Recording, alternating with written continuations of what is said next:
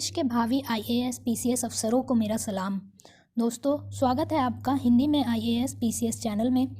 दोस्तों, हिंदी मीडियम से IAS PCS की तैयारी करने में द हिंदू के एडिटोरियल्स हमें नहीं मिल पाते हैं, इसलिए द हिंदू के एडिटोरियल्स का मैंने हिंदी में एनालिसिस करके आपके सामने रखने का प्रयास किया है। मुझे पूरी उम्मीद है कि यह आपको पसंद आएगा। तो चलिए वीडियो शुरू करते हैं। आज का संपादकीय है COP15 मॉन्ट्रियल लघु द्वीप विकासशील राज्यों द्वारा गठित प्रकृति के लिए गठबंधन। तो संदर्भ देख लेते हैं। जैविक विविधता पर कन्वेंशन के पक्षकारों के 15वें सम्मेलन में ग्लोबल बायोडाइवर्सिटी फ्रेमवर्क के कार्यान्वयन और अपनाने के लिए कई छोटे द्वीप विकासशील राज्यों ने प्रकृति के लिए गठबंधन बनाने पर सहमति व्यक्त की है। तो जो COP15 का सम्मेलन हुआ है उसमें SIDS यानी छोटे द्वीप विकासशील राज्य उन्होंने कहा है कि हम प्रकृति के लिए गठबंधन बनाने पर सहमति दी है। तो प्रकृति के लिए गठबंधन के बारे में हम जान लेते हैं। गठबंधन का नेतृत्व काबो वर्डे, समोआ और सेशल्स कर रहे हैं। कार्यक्रम के आयोजकों ने 2020 के बाद वैश्विक जैव विविधता फ्रेमवर्क के तहत SIDS में प्रकृति के लिए महत्वाकांक्षी उद्देश्यों को लागू करने के साधनों को बढ़ाने के लिए कार्रवाई का आह्वान किया है। तो गठबंधन का लक्ष्य है कि सहमत आम SIDS प्राथमिकताओं और ज़रूरतों की वकालत करना, जैसे कि एक एकीकृत मोर्चा बनाकर इन जगहों पर जैव विविधता के उद्देश्यों को लागू करने के अधिक से अधिक साधन। तो जो SIDS है यानी स्मॉल आइलैंड डेवलपिंग स्टेट्स, इसके बारे में जानते हैं। तो SIDS जो है वो विकासशील देशों का एक अलग समूह है जो कि अपनी आर्थिक, सामाजिक और पर्यावरणीय कमजोरियों का सामना कर रहा है। वर्तमान में कम से कम विकसित देशों, लैंड लॉक्ड विकासशील देशों और छोटे द्वीप विकासशील राज्य के लिए उच्च प्रतिनिधि के संयुक्त राष्ट्र कार्यालय द्वारा 52 देशों और क्षेत्रों को SIDS के रूप में मान्यता प्राप्त है। SIDS देशों को पहली बार रियो शिखर सम्मेलन 1992 जो पर्यावरण और विकास पर संयुक्त राष्ट्र की सम्मेलन हुई थी, उसमें एक विशेष मामले के रूप में मान्यता दी गई थी। ये 3 भौगोलिक क्षेत्रों के अनुसार वर्गीकृत किया गया है। सबसे पहला कैरेबियन, दूसरा शांत, तीसरा अटलांटिक हिंद महासागर, भूमध्य सागर और दक्षिण चीन सागर। दोस्तों, ये शांत नहीं है, प्रशांत महासागर है, पैसिफिक ओशियन यानी कि। तो ये 3 भौगोलिक क्षेत्र हैं। पहला है कैरेबियन सी के आसपास के, दूसरा है प्रशांत सागर यानी पैसिफिक ओशियन के आसपास, तीसरा है अटलांटिक हिंद महासागर, भूमध्य सागर और दक्षिण चीन सागर। तो SIDS जो है वो दुनिया के 19% जो है प्रवाल भित्तियों की मेज़बानी करता है, यानी कि कोरल रीफ्स जो होती हैं, जो समुद्र के नीचे जो पाई जाती हैं, उनका भौगोलिक अलगाव पृथ्वी पर कहीं और पाए जाने वाले स्थानिक पौधों और जानवरों की सुरक्षा करता है। द्वीप राज्य अपने भूमि द्रव्यमान के 28 गुना बड़े महासागर क्षेत्र के लिए जिम्मेदार है। तो SIDS के सदस्य कौन हैं ये देखते हैं। बेलीज़, काबो वर्डे, कोमोरोस, डोमिनिकन गणराज्य, Guinea Bissau, Kiribati, Samoa, Saint Lucia, Sao Tome और प्रिंसिपे, सेशल्स, सोलोमन द्वीप, तुवालू और वानुअतु गठबंधन के वर्तमान सदस्य हैं। दोस्तों, ये सभी आइलैंड्स के नाम हैं। किरीबाती, समोआ, ये जितने भी यहाँ पे दिए गए हैं, ये सारे आइलैंड्स के नेम हैं जो इसके सदस्य हैं।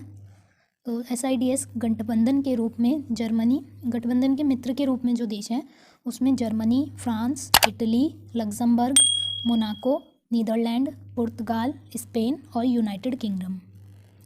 अब SIDS जो है, जो ये स्मॉल आइलैंड्स हैं और जो जैव विविधता है, उन दोनों के बीच का संबंध देखते हैं। तो जो छोटे भूमि द्रव्यमान, छोटी आबादी, भौगोलिक अलगाव, सीमित संसाधन आधार और निचले इलाकों की भेद्यता छोटे द्वीप राज्यों को भारी झटकों के लिए एक विषम जोखिम में डालती है, जैसा कि कोविड-19 महामारी द्वारा चित्रित किया गया है। तो इस वजह से SIDS का उद्देश्य यह रेखांकित करना है कि कैसे SIDS दुनिया की जैव विविधता के एक बड़े हिस्से का घर है, और यह दर्शाता है कि वे प्रकृति आधारित समाधानों का उपयोग कर रहे हैं और उदाहरण के द्वारा दुनिया का नेतृत्व कर रहे हैं।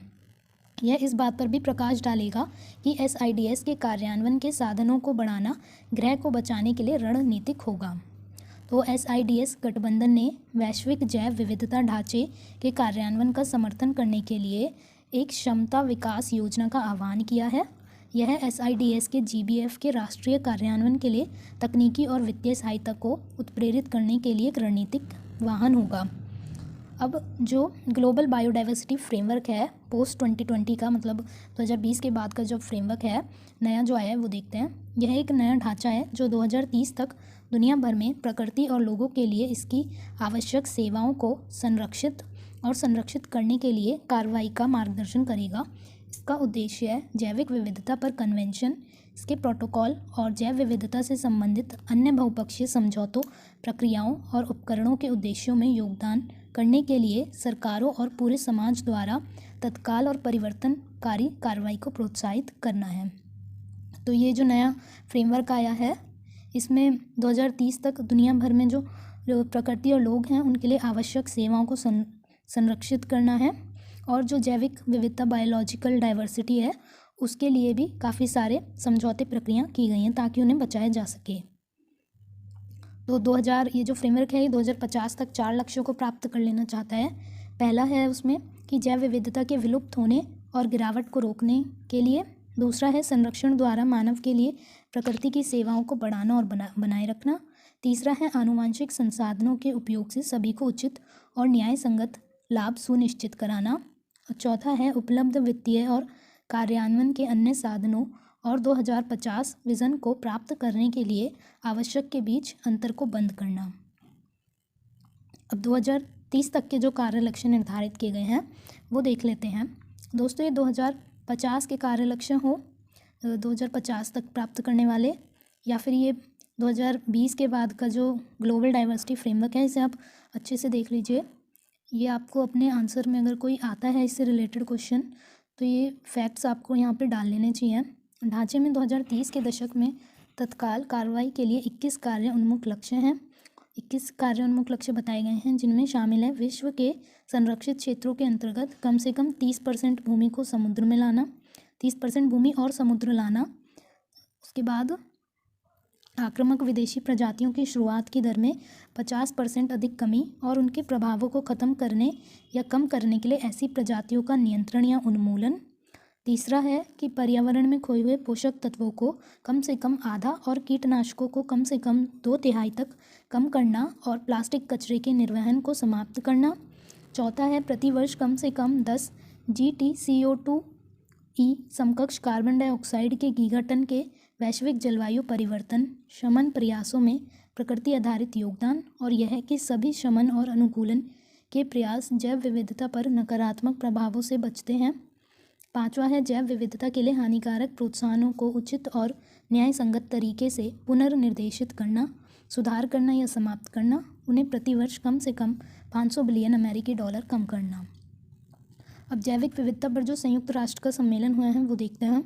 यह एक अंतर्राष्ट्रीय कानूनी रूप से बाध्यकारी सम्मेलन है जो 1993 में लागू हुआ और पहली बार मानव जाति के कल्याण के लिए जैविक विविधता के संरक्षण की आवश्यकता को मान्यता दी। समझौते में सभी पारिस्थितिक तंत्र प्रजातियों के साथ साथ आनुवांशिक संसाधन शामिल हैं। CBD UNFCCC UNCCD GEC के साथ रियो अर्थ समिट के परिणामों में से एक है।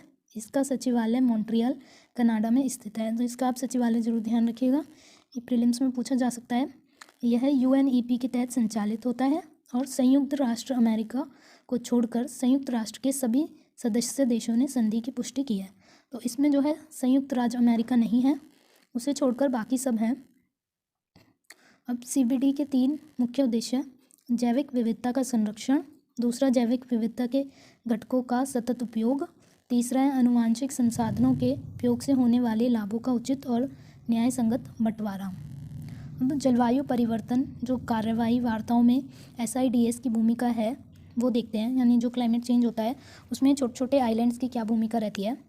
तो वानुअतु ये एक नाम है आइलैंड का जो पैसिफिक ओशन में है। तो एक छोटा प्रशांत द्वीप चाहता था कि असेंबली UNGA दुनिया भर में जीवाश्म ईंधन के उपयोग पर प्रतिबंध लगाने के लिए एक सार्वभौमिक अप्रसार संधि को अपनाया जाए। वानुअतु की याचिका पिछले साल ग्लासगो जलवायु सम्मेलन UNFCCC के COP26 में किए गए कोयले के फेज आउट के लिए इसी तरह के आह्वान के बाद आई है। भारतीय वार्ताकारों द्वारा कड़े विरोध के बाद ग्लासगो में निर्णय की भाषा को धीरे धीरे कोयला, बिजली और अकुशल ईंधन सब्सिडी के चरणबद्ध तरीके से कम कर दिया गया। छोटे द्वीप राज्यों का गठबंधन AOSIS, देखते हैं इन छोटे द्वीप राज्यों का गठबंधन के बारे में। तो ये 1990 में स्थापित किए गए थे। निचले तटीय और छोटे द्वीप राष्ट्रों का एक अंतर सरकारी संगठन है। ये आपको ईयर याद रखना है, 1990 का है और इसका उद्देश्य है ग्लोबल वार्मिंग को संबोधित करने के लिए छोटे द्वीप विकासशील राज्यों की आवाज़ को मजबूत करना। ये द्वीप देश विशेष से जलवायु परिवर्तन और समुद्र पर इसके संभावित प्रभावों के प्रति संवेदनशील हैं, जिसमें समुद्र के स्तर में वृद्धि, तटीय क्षरण और खारे पानी की घुसपैठ शामिल है। सदस्य राष्ट्रों में से हैं जो जलवायु परिवर्तन के लिए सबसे कम जिम्मेदार हैं, जिन्होंने दुनिया के ग्रीन हाउस गैस उत्सर्जन में 1% से भी कम योगदान दिया है। AOSIS में 39 सदस्य देश हैं, 5 पर्यवेक्षक हैं और भारत इसका सदस्य नहीं है। ये बहुत ज़्यादा इंपॉर्टेंट है, आपको याद रखना कि भारत इसका सदस्य नहीं है। किसका? AOSIS का। जलवायु वित्त पोषण में SIDS की भूमिका, तो इसकी भूमिका देखते हैं।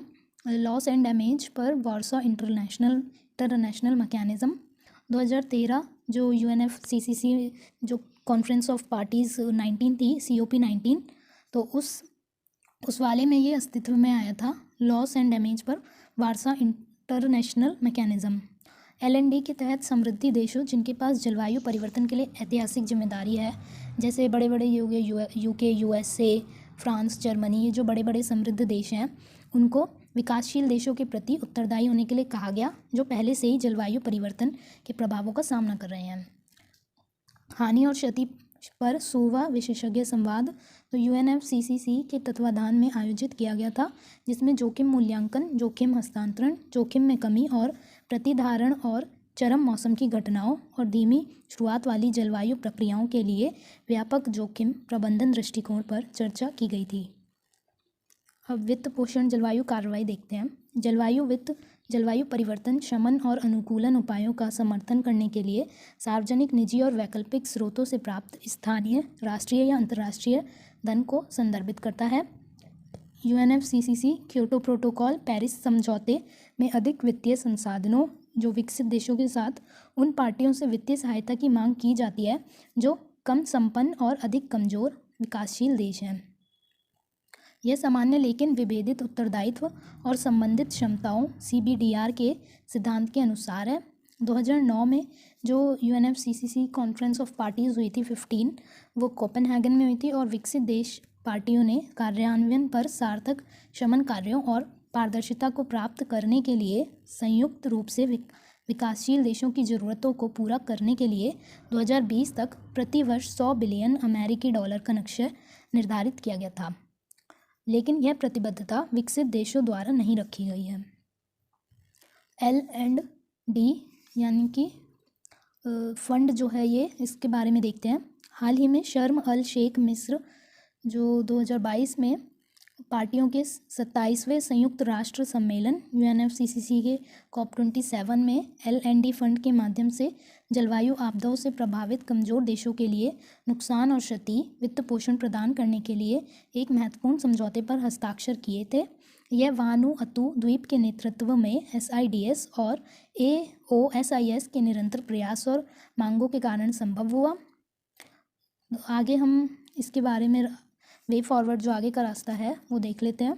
तो जैव विविधता संरक्षण के लिए हमें क्या करना होगा, उसके लिए रियायती वित्त और वित्त समाधानों तक SIDS की पहुंच बढ़ानी होगी, यानी कि जो स्मॉल आइलैंड्स डेवलपिंग स्टेट्स हैं उन तक हमें फाइनेंशियली सपोर्ट देना होगा, जैसे निवेश को प्रोत्साहित करना होगा और जोखिम कम करने के लिए मिश्रित और अभिनव वित्त तंत्र समाधान और संबंधित नीतिगत ढांचे का समर्थन करना, विज्ञान नीति इंटरफेस बनाने के लिए राष्ट्रीय क्षमताओं को बढ़ाकर SIDS की तकनीकी सहयोग, तकनीकी हस्तांतरण और डेटा प्रबंधन क्षमताओं का समर्थन करना। इनमें राष्ट्रीय पर्यावरण लेखा प्रणाली, पारिस्थितिकी तंत्र, सेवाओं के मूल्यांकन उपकरण और मौजूदा डेटा बैंकों की उपयोगिता पर ध्यान दिया जाएगा। सभी क्षेत्रों में जैव विविधता को मुख्यधारा में लाना और 3 रियो सम्मेलनों में सहक्रिया।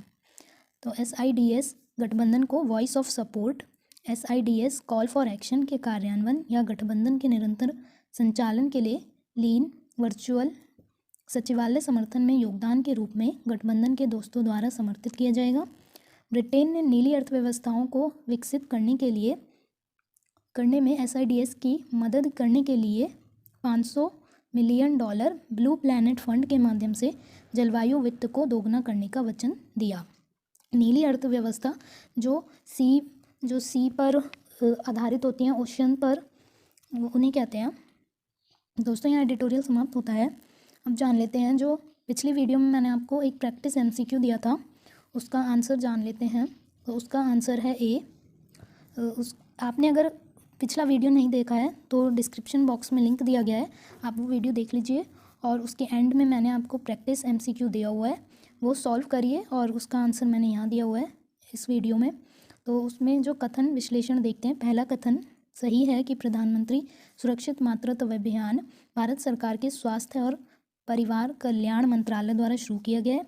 कथन 2 भी सही है कि अभियान के महत्वपूर्ण घटकों में से एक उच्च जोखिम वाले गर्भधारण की पहचान और अनुवर्ती कार्रवाई है। गर्भवती महिलाओं की स्थिति और जोखिम कारक को इंगित करने वाले एक स्टिकर प्रत्येक मुलाकात के लिए MCP कार्ड पर जोड़ा जाएगा। तो हरा स्टिकर जो है उसको कहता है कि महिलाओं के लिए कोई जोखिम नहीं है, और लाल स्टिकर कहता है कि उच्च जोखिम है गर्भधारण वाली महिलाओं के लिए। कथन तीसरा गलत था कि कार्यक्रम का उद्देश्य हर महीने की 9 तारीख को गर्भवती महिलाओं को सुनिश्चित, व्यापक और गुणवत्तापूर्ण प्रसव पूर्व देखभाल निःशुल्क प्रदान करना है। यह गर्भावस्था के 2/3 तिमाहियों में महिलाओं को निर्दिष्ट स्थानों पर प्रसव पूर्व देखभाल सेवाओं के न्यूनतम पैकेज की गारंटी देता है। यहाँ पे वाला, अब आज का MCQ देखते हैं। तो आज का MCQ है, आई की जैव विविधता लक्ष्य के संबंध में निम्नलिखित कथनों पर विचार करें। पहला है कि आई की जैव विविधता लक्ष्यों ने एक 10 वर्षीय योजना जैव विविधता के लिए रणनीतिक योजना 2011 से 2020 निर्धारित की, जिसमें 20 वैश्विक जैव विविधता लक्ष्यों को 5 लक्ष्यों के तहत विभाजित किया गया था। दूसरा है, जिस देश ने आई की लक्ष्यों को अपनाया है उससे यह उम्मीद नहीं की जाती है कि वह राष्ट्रीय जैव विविधता रणनीतियों को अलग तरीके से तैयार करेगा जो आई की द्वारा निर्धारित लक्ष्यों की नकल करेगा। तीसरा है, टिकाऊ उत्पादन और खपत के लिए योजनाओं को प्राप्त करने के लिए कदम उठाने के लिए लक्ष्य सभी स्तरों पर सरकारों, व्यापार और हितधारकों पर लागू होते हैं। तो जो नीचे आपको ऑप्शंस दिए गए हैं ABCD, उसमें से चूज़ करना है कि कौन सा सही है, और इसका आपको कमेंट में आंसर देना है कि क्या आंसर सही है। फिर मैं आपको अगली वीडियो में इसका सही आंसर क्या है वो बताऊंगी। दोस्तों, आपको इस वीडियो का PDF चाहिए अगर, तो उसका पासवर्ड आपको एक लेना होगा। उसका पासवर्ड है COPXYZ। इस वीडियो का पासवर्ड डाउनलोड करने का लिंक जो है वो मैंने डिस्क्रिप्शन बॉक्स में दे दिया गया है, आप वहाँ से लिंक से जाकर PDF डाउनलोड कर सकते हैं।